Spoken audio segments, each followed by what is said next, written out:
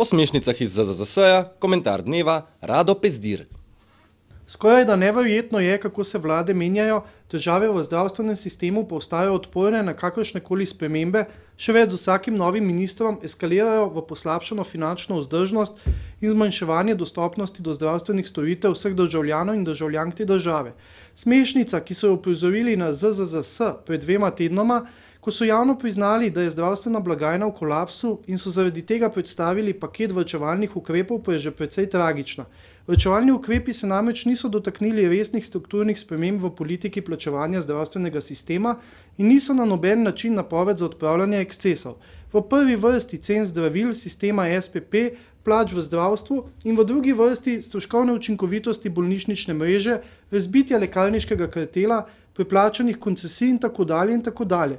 Temveč temeljijo na obstoječem razsulu sistema z razširitvijo baze za obračun zdravstvenih prispevkov in na dvigu prispevne stopnje ter znižanju že obstoječih pravic. Norost, ki jo predlagajo, je potencirana še s trenutnimi težavami v gospodarstvu. Noben racionalni človek namreč ne bi zviševal prispevnih stopenj v času prihajajoče krize, saj to pomeni dodatno obremenitev posameznikov in podjetij. Seveda se ob zgornjih stavkih vedno začne kruljenje pobesnelih levičarjev in nacionalsocialistov te države. Toda kak hladen tuš. Računsko sodišče je namreč pretekli teden ugotovilo, da ministrstvo in ZZZS delujeta popolnoma netransparentno pri določanju cen zdravil. Posledice? Sistem je odprt za korupcijo, zdravila so precenjena, dostopnost do zdravstvenih storitev pa zmanjšana.